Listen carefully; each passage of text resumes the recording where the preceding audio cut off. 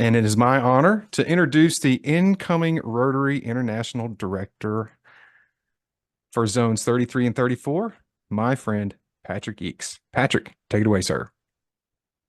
Thank you, Andy. Thank you for that introduction. Normally, at this part of the show, you would be seeing and hearing from a handsome, debonair guy with a British accent, Jeremy Hurst. Instead, tonight, you're getting a Southern American who is one day off of laryngitis. So I hope you will bear with me with my voice that's a little bit compromised right now. Jeremy did record a message for us to use tonight. We had some technical trouble with that. So the next couple of minutes, I'm going to share with you his remarks that he wanted to share this evening. So these are Jeremy's words. Good evening, and thank you for your attendance at the latest MAP webinar. 2.5 years ago, a dedicated team of membership-oriented, or maybe I should say membership-obsessed Rotarians got together to formulate a plan to help clubs be more intentional about their growth and development. That was the start of what we now call the Membership Action Plan, or MAP. And we're very proud of the progress we have made, not only within the clubs within our 2 zones, but to a much wider audience throughout the world. And our plan has been adopted by many other clubs in those zones. The thinking behind MAP also caught the attention of the Rotary Foundation, of Public Image, and both now have action plans with a Foundation Regional Action Plan, or FRAP, and a Communication Action Plan, or CAP. And if that wasn't enough, a fundamental premise of MAP, that it is a year-on-year continuous process and plan, was the basis for a change at Rotary International. The RI board has more recently adopted rolling 3-year goals through the whole organization. This represents a considerable change in mindset, and we should be very proud that our zones have been at the forefront of these developments. So, as I get near to the end of my term as your director, I want to thank you all for your part in the success of MAP by giving the plan your attention, by attending these webinars, and implementing the ideas that are put forward. Your efforts to keep membership front and center have placed our zones at the top of the membership growth graphs in North America. Most importantly, thank you for your willingness to promote the Membership Action Plan program so that we can help all our clubs be the best they can be for the communities they serve. As I mentioned, this is not a boom or bust program. Its aim is consistent, sustainable growth, and we're fortunate to have an incoming director who fully embraces the action plans and goal-setting aims of RI zones, districts, and clubs. So I'm delighted to leave this position, knowing that these plans and programs are in the safe hands of Rotary International Director-elect Patrick Eakes. You'll be hearing from him, or me as it is, a little later in this webinar. Before I pass the microphone to my good friend Andy Van Hook, I want you all to know it's been an absolute pleasure to serve with you, and I leave you with a sincere hope that you will continue to work for the betterment of our clubs by spreading the word and encouraging participation in our action plans. After all, this program is developed with the clubs in mind. I look forward to our Rotary paths crossing again very soon. Now, over to you, Andy. Thanks, Patrick. The Membership Action Plan was developed to give you as club leaders easy-to-use tools to help grow your club's membership. The top 10 tips were taken from the webinars from this past year. The tips fell into the categories of club experience, finding great new members, asking and informing members, engaging members, and building a plan. Let's dive in. Are your guests bored in your club meetings? Eric Johnson shares what his club experience is like in our first tip. Your regular weekly meetings should be for your guests. It's the chance to show off your club. It's the chance for that guest to come in and say, like, wow, I can be really involved in something here. The regular meetings are not for your members. Your members already know what your club does. Your members know the opportunities there are to engage in the community. Your members know how fun it is. But the guests, what's the guest going to walk away with? The guest really needs to see and hear everything that your club does and can do in the community so that they leave saying, oh yeah, I want to be involved in that. If your whole meeting is spent on something that should be done in a committee meeting outside of the meeting, what's the guest thinking? The guest is going to be bored to death in that meeting. You don't want to bore your guest. You want to wow your guest. In tip number 2, hear how Amy Benton's club used surveys to improve club experience. When my leadership team met for the first time back last spring, we decided that we wanted a fun family atmosphere where everyone truly cared about each other. First, we needed to find out exactly what our members were looking for in their Rotary experience. So what we did was to send out a survey, and then we met with some of the members that we had lost over the last few years and polled them to find out maybe the things that we were doing right, or maybe some things that we weren't doing right. One of the biggest needs we found in our club was communication. People really wanted to know that they were important in our club. They were a part of that Rotary family. And so we set up lots of ways that we could communicate with our members and lots of opportunities that would begin with day one of membership. Philip Brown's club identified who was missing from their club, then went to work finding great new members. Here's tip number 3. Our growth over the past few years has come from a targeted approach to prospecting.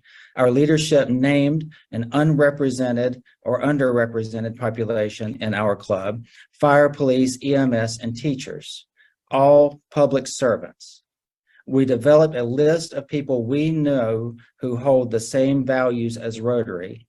We used a Google Sheet, but you can also use DACDB or other ways to organize your leads. Leadership held one-on-one meetings with the heads of the various groups and recruited directly from those areas. What we found was our biggest population came from the educators. Once your leads are generated and you've organized them, etc., you call them and invite them personally. You explain the good work. Finding the right fit is critical. Being overly selling or persuasive is not a good thing. Truth and fairness runs deep within our organization. I think it's important to be honest and real. Undersell and overdeliver is always a great policy, and when you overdeliver with all the good things, it's contagious. In tip number 4, J.J. Lullen's club adopted an impact club model to connect to community neighbors and found great new members. We have a neighborhood very close to where our Rotary Club meets.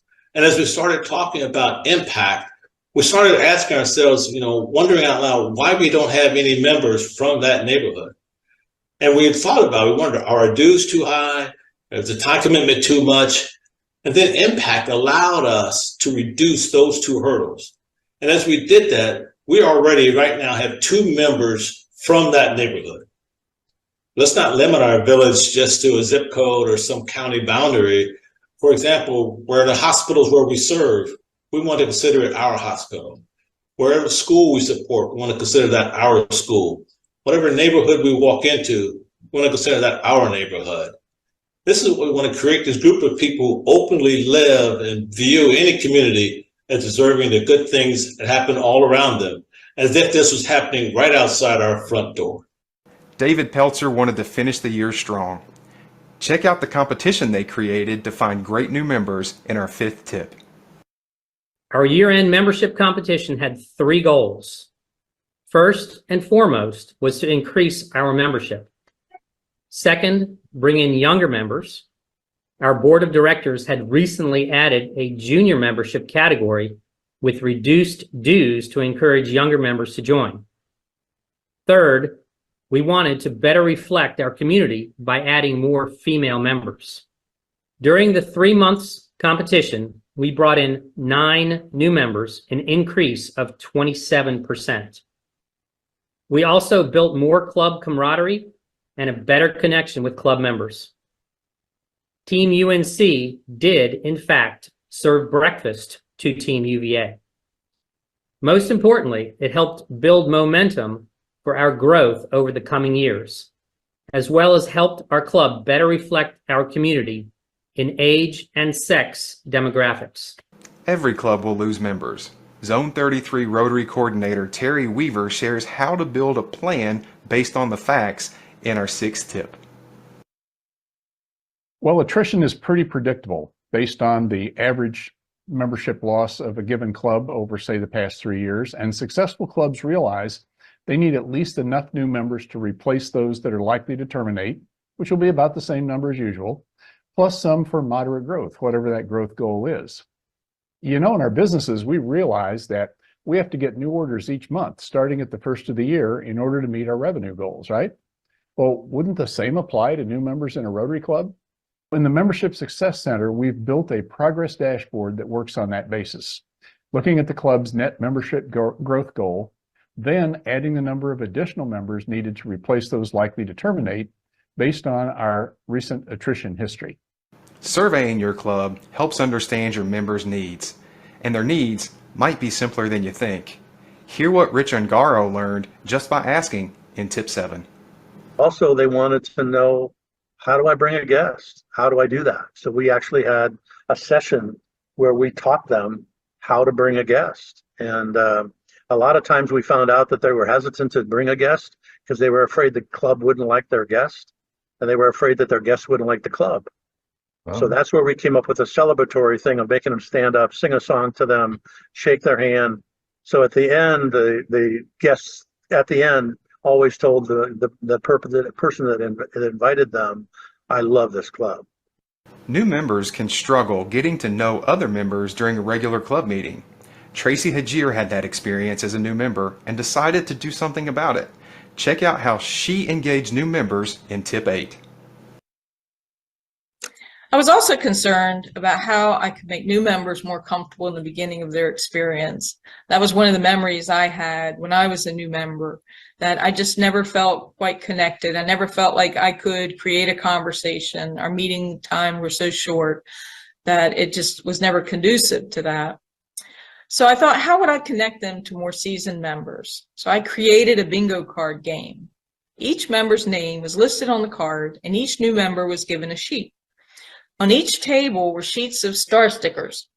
The new members were expected to introduce themselves to someone they didn't know and say a bit about themselves, and the seasoned member would in turn talk a little bit about themselves, and then they'd place a star on their name on the card.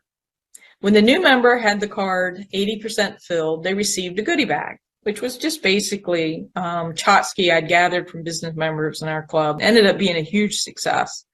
Not everyone had their card filled in, but it definitely broke the ice and gave them a reason to speak to each other initially. Membership growth is a team sport. In tip number 9, Don Harris shares how to start building a plan.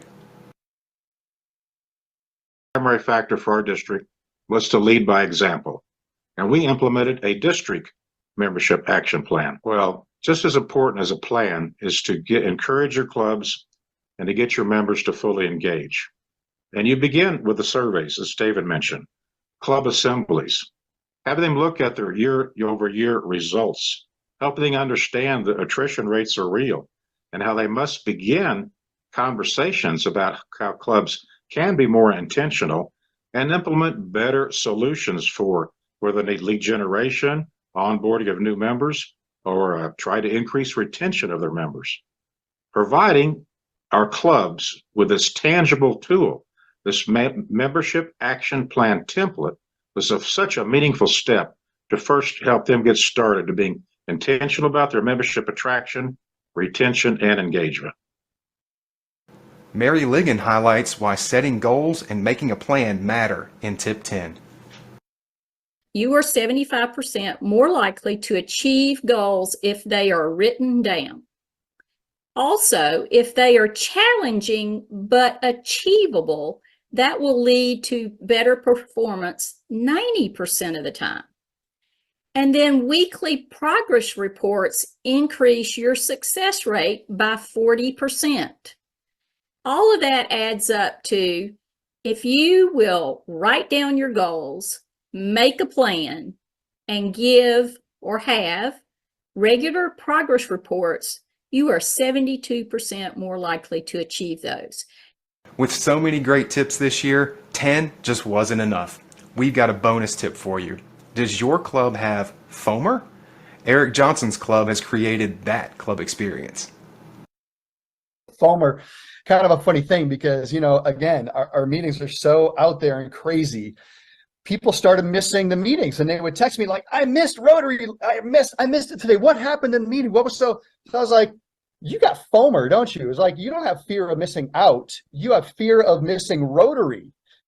So there you have it. Our top 10 tips plus one bonus tip from the Membership Action Plan on how to grow membership in your Rotary Club.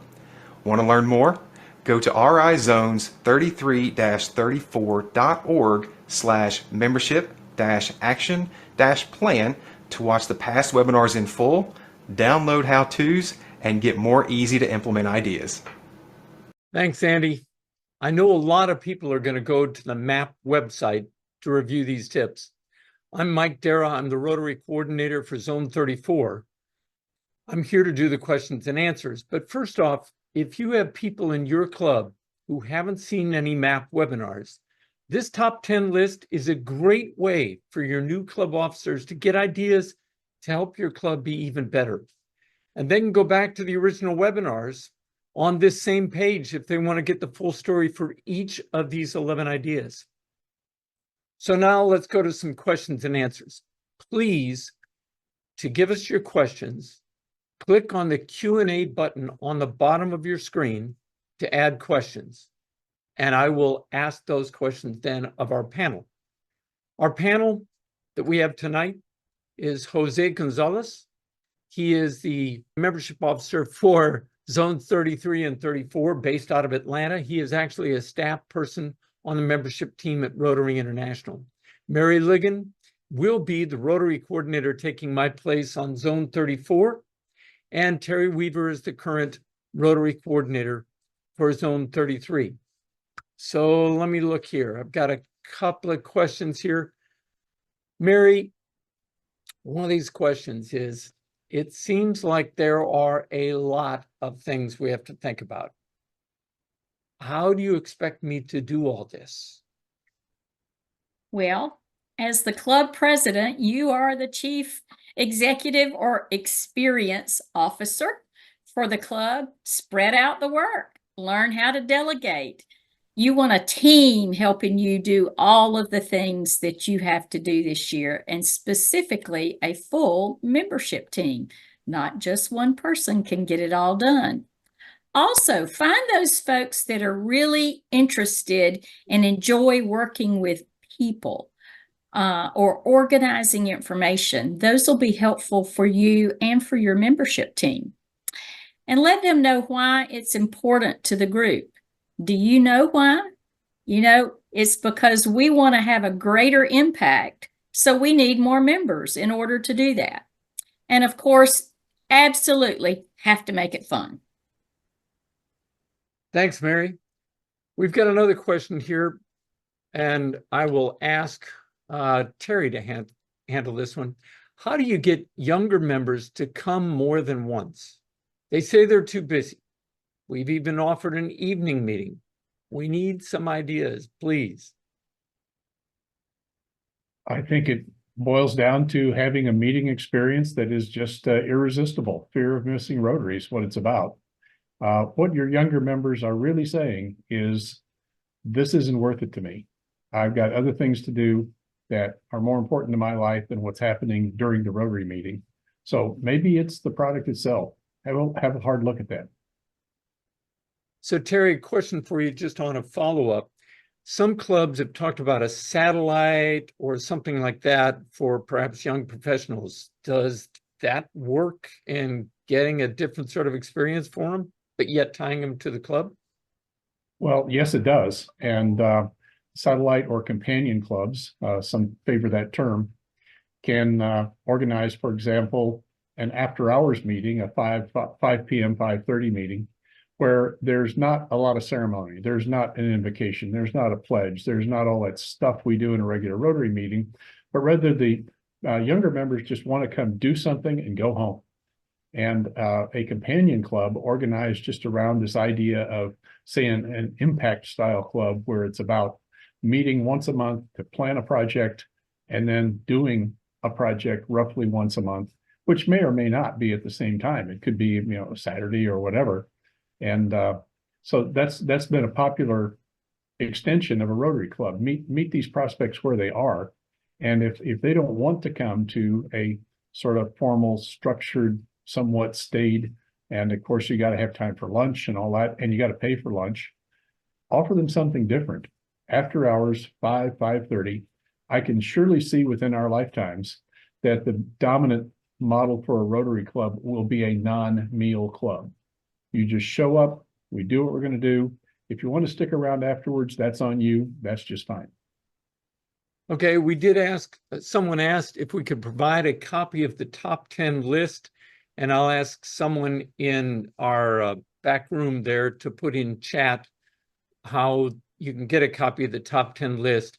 The easiest way is to get it in the actual video. We'll be posting that video on the site that Andy mentioned earlier this evening. So another person said, we're in the process of having our first satellite club, and I'm also reaching out to a nearby high school for an impact club. Will those members be counted toward our membership goals? Mary, could you answer that one for us?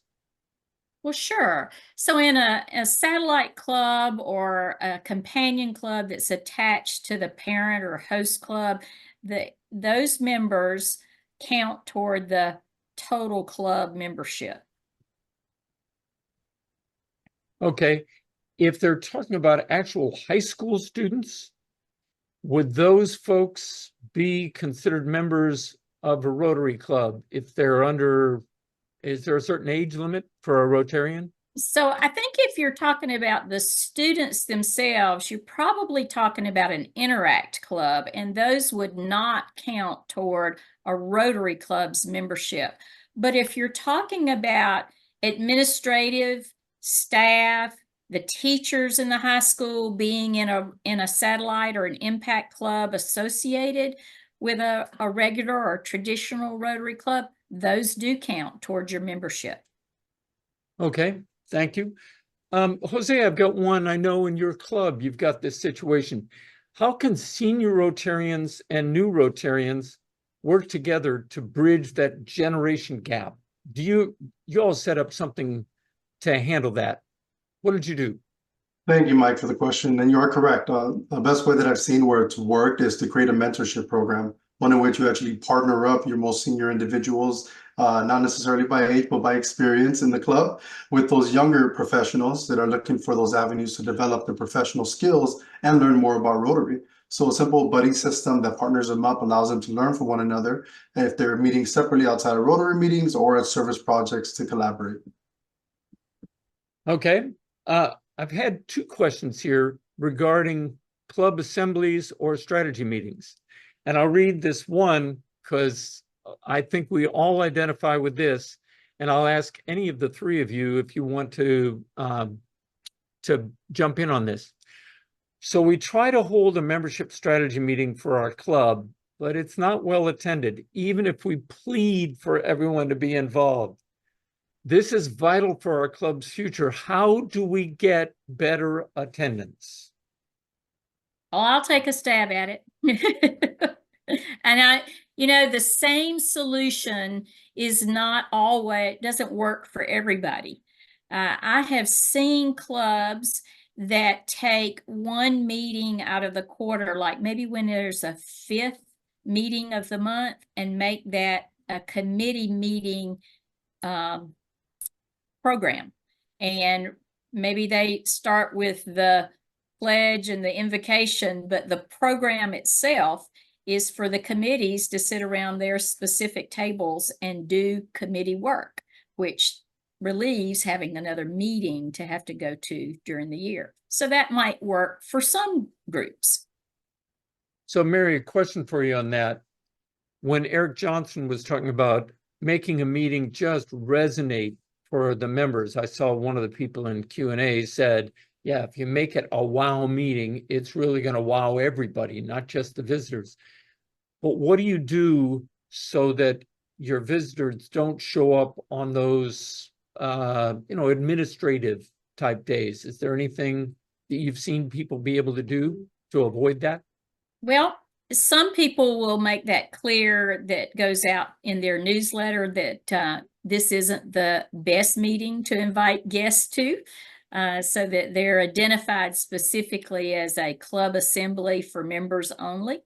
Of course, you may always have somebody show up that you didn't expect, and I think you can incorporate them into, here is somebody that's not a member of our club, but could provide us valuable input and information on what we're working toward in our plans. Okay, thanks. And back to you, Jose. I've got a question about a satellite or impact club. Some of the older folks, feel, let's call them more seasoned Rotarians, think it will destroy the club.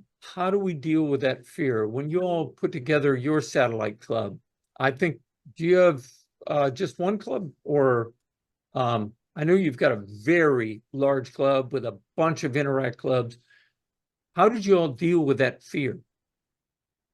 Oh, well, first and foremost, Mike, we started by looking at the data, looking at the information that's available for all the impact, companion, and satellite clubs that have been created, to see how successful they've been and how that model has worked for other clubs.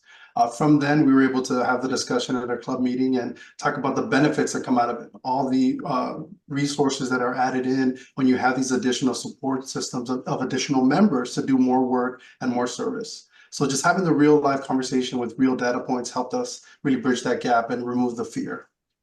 Okay, thank you.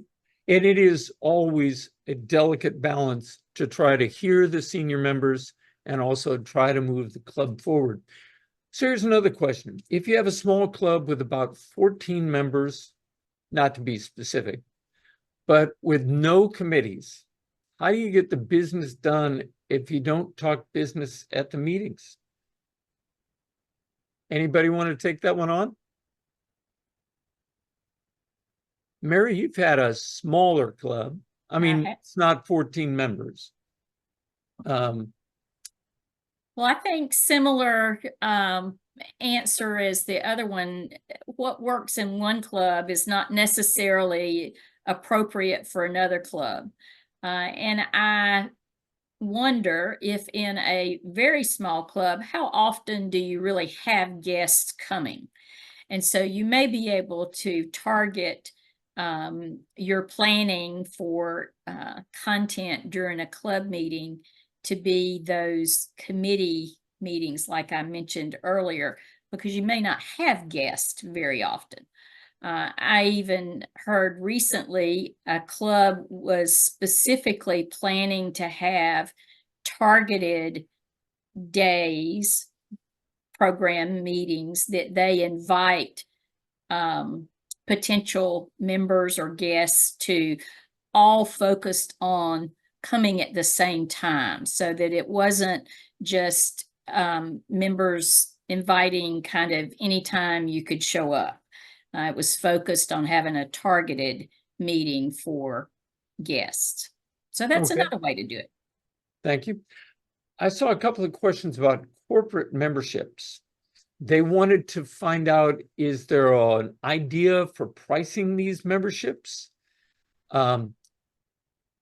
Any of y'all, Terry, Jose, either one of you, have you dealt much with corporate memberships? Sure. Yeah, Terry. Our club established corporate memberships going back almost 3 years ago. It's been very successful for us. And we followed that on shortly with the establishment of a family membership, and both work exactly the same.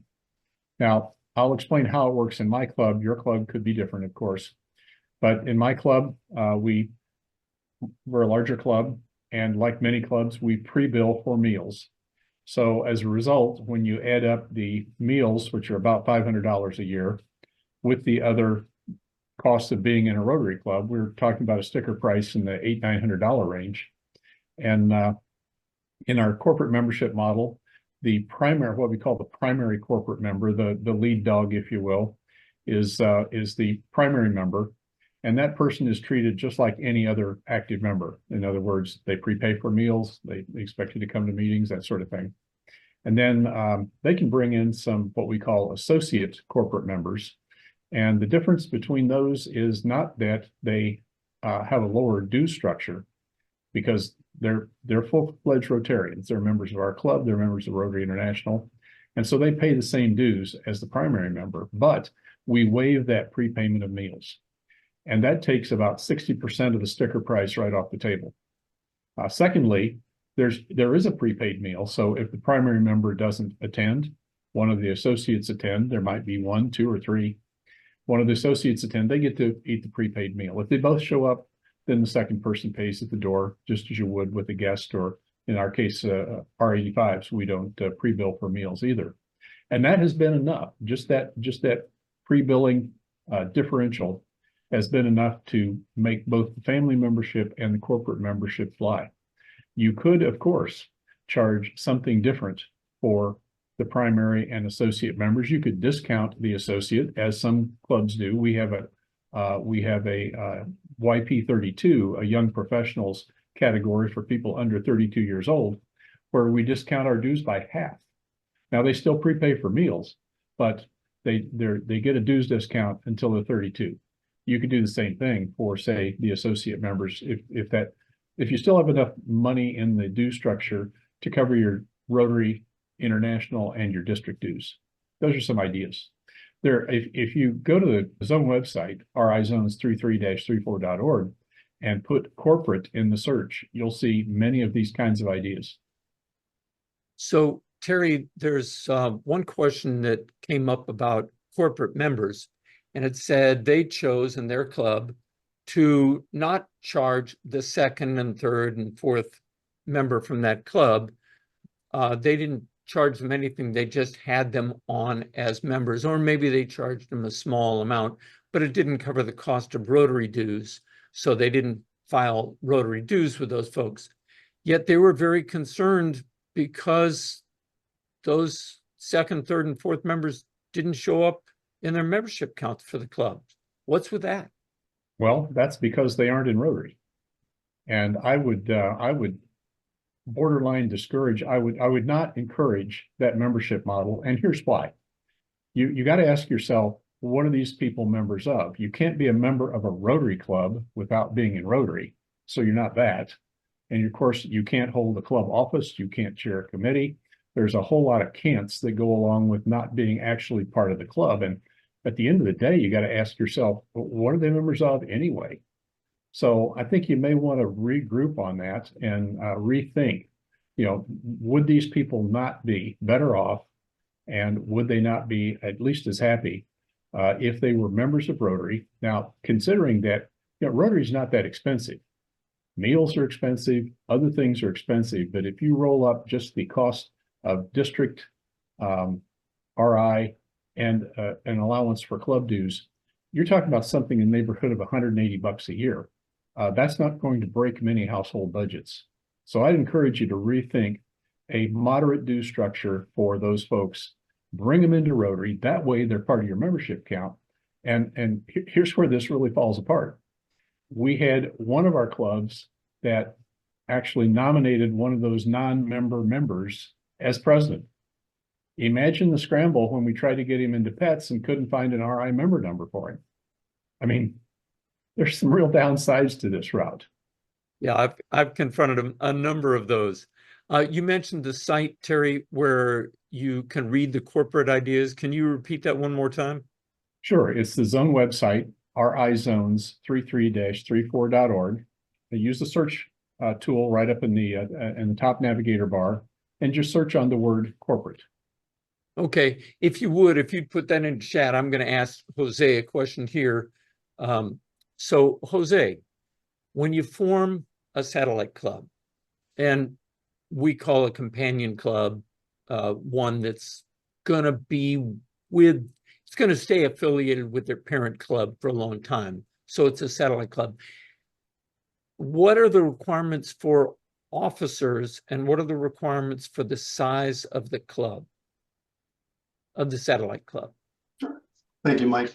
So satellite clubs only require a minimum of 8 members to get started. And you simply need to find a host club that'd be more than willing to sponsor you, so you have those resources and support. And when it comes to the actual officers in the club, you'll have a chair rather than a club president. and that chair will have a support system because the satellite club can have its own bylaws if they decide to, or they can operate within the same bylaws and structure as the host club. That really just depends on the structure and relationship that the host club and the new satellite club develop early on. So it's always best to have the conversation early to determine that structure so it's set up for success moving forward. Okay, thank you. Mary, a question for you. Mhm. They're talking about the relaxation of regular weekly meetings. Has that hindered membership engagement and, as a result, pulled down retention or increased attrition? Said a different way. Well, like many answers, it depends. In some clubs, that may have encouraged engagement because they have not felt that pressure of, ooh, I have to be at every meeting and every event, and it becomes a burden, so I just leave.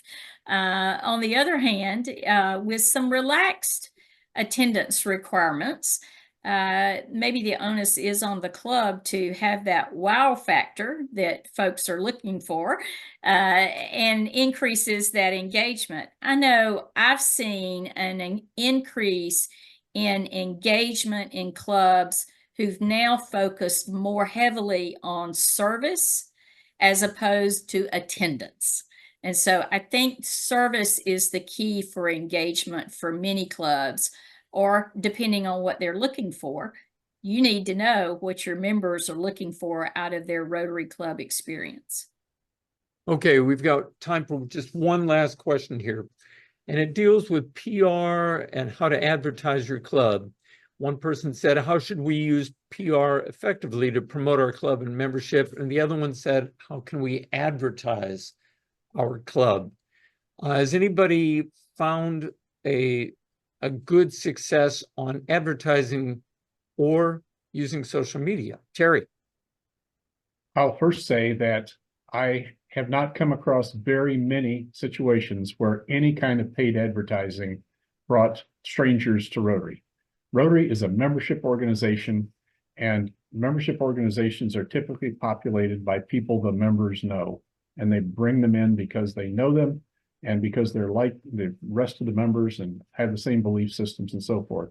So the idea of attracting strangers with postcards, mailings, ads, paid Facebook listings, that sort of stuff, the hit ratio on that is very, very low. On the other hand, social media has really emerged, both LinkedIn and Facebook primarily. Social media has really emerged as a contributor to getting people aware of Rotary, and particularly through not only just liking, but also sharing a Rotary event, for example, a service project, where you put some photographs on social media of members actually doing something together and appearing to enjoy it. Then what you got is something that somebody says, I like the look of that. Don't put the posed pictures of somebody, getting a Paul Harris Fellow or whatever up by a podium, but put pictures up of people doing something and then some comment about it, and have some fun with it.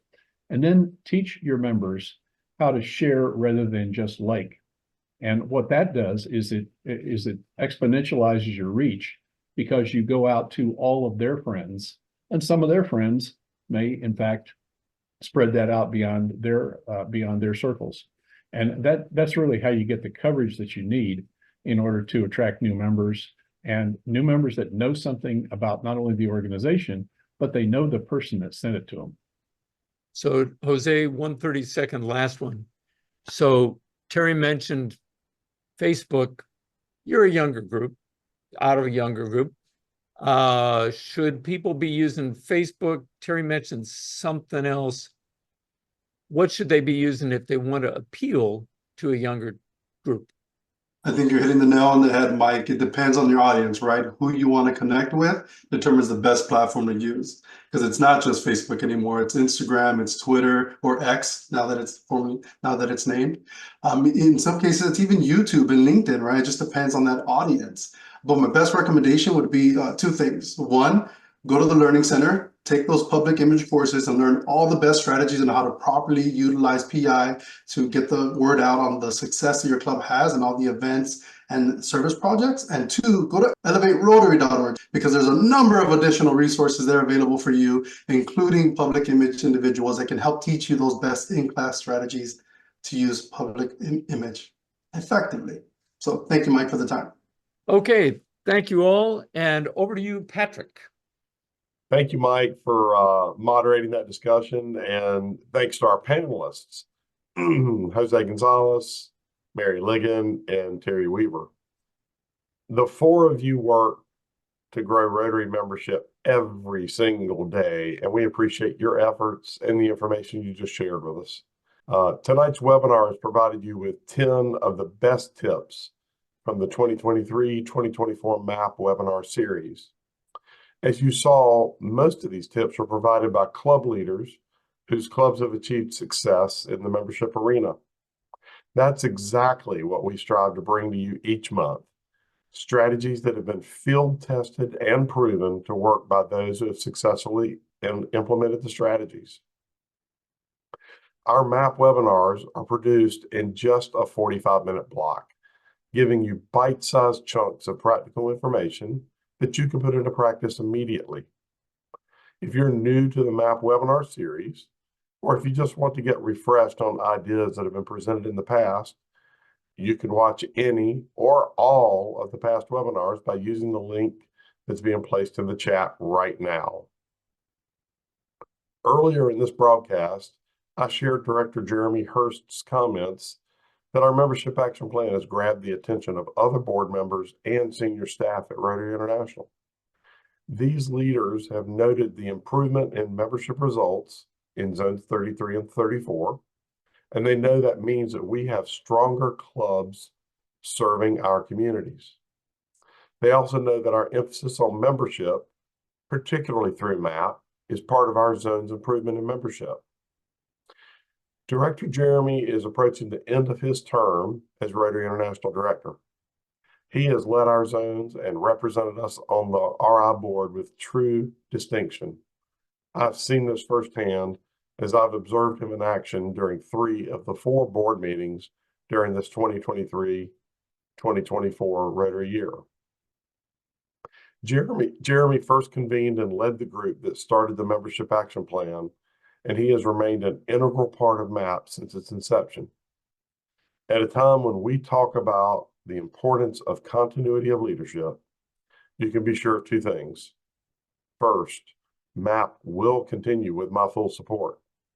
And second, after Jeremy gets a well-deserved break after serving as director, we will be re-engaging him as an important part of our membership action plan team. We ask that all of you take the same approach. MAP webinars are developed and presented by Rotarians for Rotarians. We need you to continue to support MAP through your attendance and by encouraging others to join us in our collective membership efforts. That includes other Rotarians who are committed to growing Rotary. And for those of you who are in leadership positions at the club or district level, it especially means sharing MAP with those who will succeed you. As has been said a couple of times tonight, membership is a team sport. We can only succeed if we all pull together to grow Rotary. We're counting on all of you to ensure MAP's continued success. And now it's my pleasure to turn the program back over to my good friend, Andy Van Hook. Thanks, Patrick. There is no action item for June. Please finish adding your completed tasks on the website that was placed into the chat and you see there on your screen. We want to recognize your club for its accomplishments, and we can't do that unless you've completed your action items at the website listed. And our next webinar, and because we want to practice what we teach, we've listened to you. We'll be starting MAP webinars at 5:30 p.m. Eastern beginning in July. So speaking of July, ready to kickstart your year? The next MAP webinar will help you do just that. Kickstart your year Driving Membership Growth will be on Monday, July the 8th at 5:30 p.m. Eastern. Again, 5:30 p.m. on July 8th. You can register using the link that's in the chat. Thank you all for attending. Congrats on this past Rotary year, and looking forward to another exciting Rotary year starting July 1st. Have a great night.